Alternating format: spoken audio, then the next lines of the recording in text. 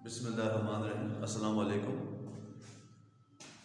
आज हम बात करते हैं chapter number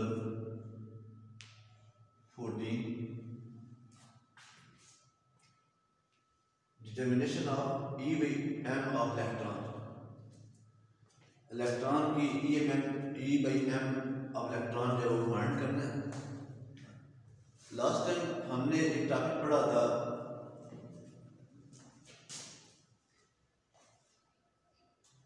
force on a charge,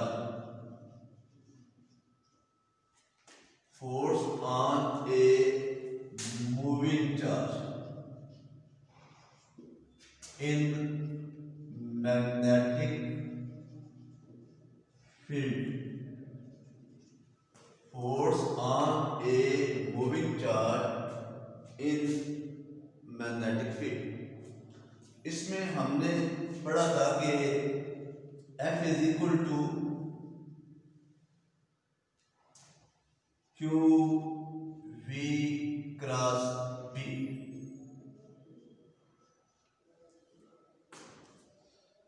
हम इसी इक्वेशन को इस्तेमाल करेंगे इस टॉपिक को डिस्कस करने के लिए। इसमें हम देखेंगे कि अगर चार्ज की बजाय इलेक्ट्रॉन हो तो ये इक्वेशन जो है अब हमारे पास ये बन जाती है। यानी जब किसी इलेक्ट्रॉन को मैग्नेटिक फील्ड के अंदर मूव करेंगे, ये हमारे पास एक मैग्नेटिक फील्ड है और आपने इस चार्ज को मैग्नेटिक फील्ड के अंदर, इलेक्ट्रॉन को मैग्नेटिक फील्ड के अंदर आपने इसको प्रोपोगेट कर फेंकना है। जब आपने इसको मैग्नेटिक फील्ड के अंदर फेंकेंगे तो ये इलेक्ट्रॉन है वो इस मैग्नेटिक फील्ड के अंदर जो है आपने यूं फेंका,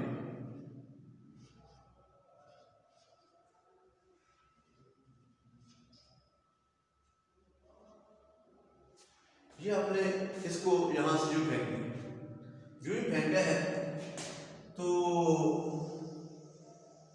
इलेक्ट्रॉन जो है इस मैग्नेटिक फील्ड के अंदर जो है वो इस पाथ के मूव करना शुरू कर देगा, इस तरह से वो मूव करना शुरू कर देगा।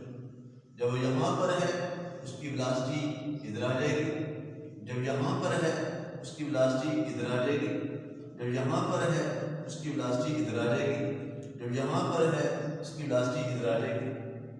और ये जो क्रॉस है ये इंडिकेट करता है मैग्नेटिक फील्ड के बारे में कि मैग्नेटिक फील्ड किधर है, इनटू द वाइट बोर्ड। अब देखेंगे force on a moving charge. जब आपने इलेक्ट्रॉन को मैग्नेटिक फील्ड के अंदर मूव किया है, आपको नजर आ रहा है कि मैग्नेटिक फील्ड जो है वो किधर है, वो इनटू द वाइट बोर्ड यानी इस तरह से है, और वेलोसिटी किधर है, इधर है। Magnetic field into the white board, velocity की डायरेक्शन ये है, angle between them is 90 degree. तो फिर जब 90 डिग्री है तो ये हमारे पास वी बी जो है हम इसको लिख सकते हैं V B sine of 90 degree, और साइन 90 जो होता है वो हमेशा 1 के, इसलिए साइन 90 को यहाँ पर हमने नहीं लिखा। अब देखिए कि ये जो मैग्नेटिक फोर्स है ये इलेक्ट्रॉन को सर्कुलर पाथ मूव करती है, और हमने पढ़ा है कि that force which move an object in circular path is called centripetal force. That force which move an object in circular path is called centripetal force. तो यहाँ पर आप देखें इस फिगर को कि इसके मुताबिक अगर ऑब्जेक्ट यहाँ पर है तो सेंट्रीपिटल फोर्स सर्कल के सेंटर की तरफ, अगर ऑब्जेक्ट यहाँ पर है, अगर ऑब्जेक्ट यहाँ पर है, अगर ऑब्जेक्ट यहाँ पर है तो उसकी डायरेक्शन हमेशा सर्कल के सेंटर की तरफ होगी। क्योंकि हम इलेक्ट्रॉन की बात कर रहे हैं तो इसका मतलब ये हुआ कि जब हमने मैग्नेटिक फील्ड के अंदर इलेक्ट्रॉन को हमने मूव किया है तो वो सर्कुलर पाथ मूव कर रहा है और इसकी जो सेंट्रीपिटल फोर्स है वो हमेशा सर्कल के सेंटर पर होगी। तो इसका मतलब ये हुआ therefore FC is equal to minus mv square by r। Minus मैंने क्यों लगाया कि इसकी जो डायरेक्शन है वो सर्कल के सेंटर पर। तो एक इक्वेशन हमारे पास ये आ रही है, इसको मैंने 1 का नाम दे दिया। एक इक्वेशन हमारे पास ये आ रही है, इसको मैंने 2 का नाम दे दिया। तो कंपेयरिंग 1 and 2 वी गेट, और आपने ये पढ़ा है कि जब किसी इक्वेशन की लेफ्ट हैंड साइड इक्वल हो जाती है तो राइट हैंड साइड आपस में इक्वल हो जाती है। तो यूं EVB is equal to minus mv square by r। ये नेगेटिव इससे हल हो जाता है। ये भी वेलोसिटी है इलेक्ट्रॉन की, ये वेलोसिटी है जिसके में आ रही है। तो ये हमारे पास क्या होगा, EB is equal to mv by r। तो E by m is equal to हमारे पास आ जाता है E by m is equal to, ये हमारे पास आ जाता है यहाँ पर V by R B. Equation 3 इसको मान देते हैं। E by m is equal to V by R B, ये वापस है। अब हमने यहाँ पर 3 चीजें हैं। एक इलेक्ट्रॉन की वेलोसिटी है, एक जिस रास्ते के ऊपर इलेक्ट्रॉन मूव कर रहा है रेडियस वो फाइंड करना है। ये जो मैग्नेटिक फील्ड है ये हमने खुद अप्लाई की, ये जो मैग्नेटिक फील्ड है ये हमने खुद अप्लाई की, और ये इसकी कितने टेस्ला की इंडक्शन होगी वो हमें पता है। हमने फाइंड करना है 2 चीजों को। तो सबसे पहले हम आते हैं यहाँ पर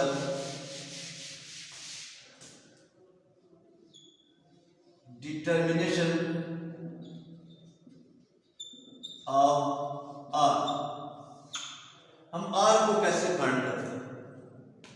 आर को फाइंड करने के लिए देखें कि ये हमारे पास एक एटम है और यहाँ पर एक इलेक्ट्रॉन है, और क्योंकि सिंगल इलेक्ट्रॉन है तो मैं ये कहता हूं कि ये एक हाइड्रोजन एटम है। जब आपने इस हाइड्रोजन एटम को एक्साइटेड कर दिया है तो क्या होगा कि ये जो है इलेक्ट्रॉन यहां से यहां आ जाता है, और जब भी इलेक्ट्रॉन ग्राउंड स्टेट से, ये जो हमारे पास है this is called ground state, this is called excited state. जब भी इलेक्ट्रॉन ग्राउंड स्टेट से एक्साइटेड स्टेट में आएगा तो इसने ज्यादा टाइम के लिए यहां नहीं रहना। इस इलेक्ट्रॉन ने 10 पावर माइनस 8 सेकंड तक यहां रहना है। इसके बाद इसने वापस आना है। जब ये वापस आएगा तो हम ये कहते हैं कि इलेक्ट्रॉन डी एक्साइट हो गया। जो ही डी एक्साइट होगा तो ये क्या करेगा, एक फोटॉन हाजिर करेगा, एक फोटॉन हाजिर करेगा, और ये फोटॉन जो है दिस इज कॉल्ड लाइट। ये हमारे पास यहां पर डिस्चार्ज ट्यूब के अंदर इसको अरेंजमेंट कर दिया और इस डिस्चार्ज ट्यूब के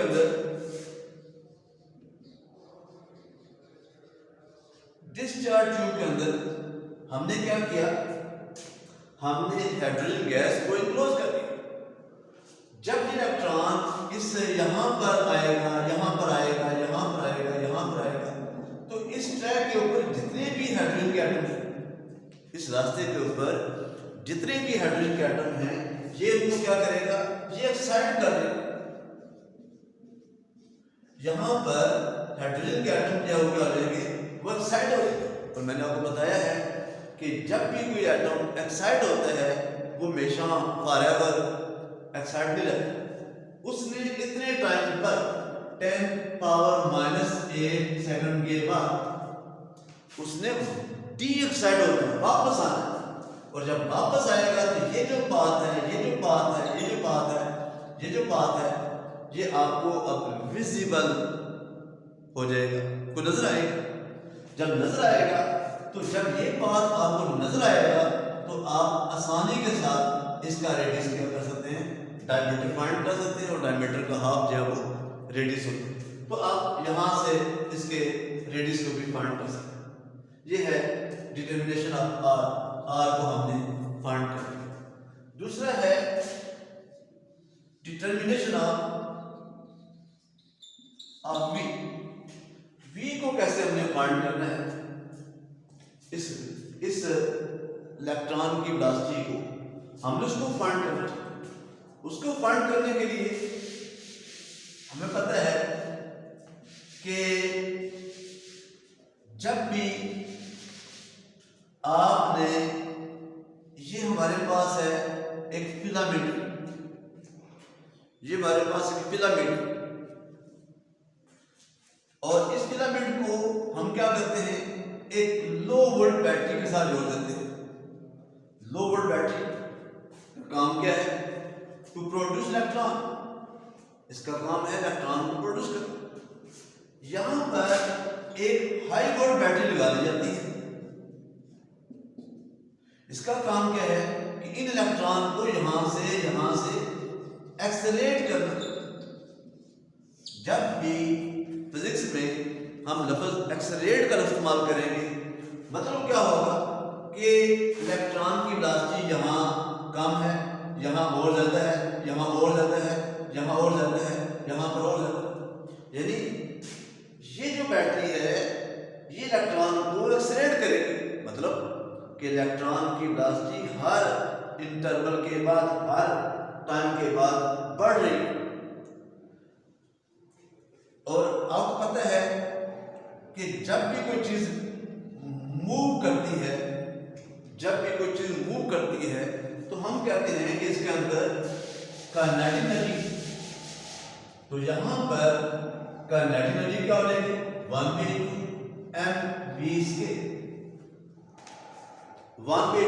mv², और यहां ये बैटरी की वोल्टेज V है और जो इलेक्ट्रॉन है वो चार्ज E है।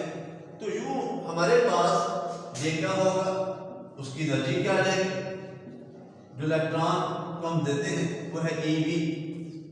तो दोनों को कंपेयर किया जाए तो ये 1/2 mv², और यहां से V = 2eV/m²।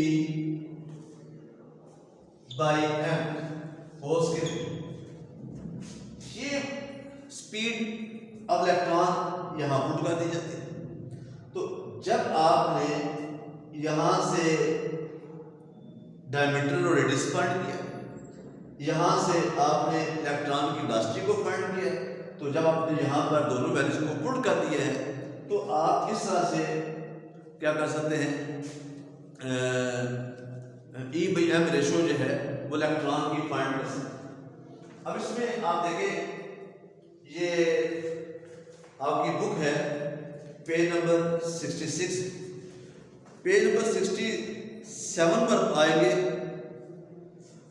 जहां पर 14.13 इक्वेशन लिखी हुई है।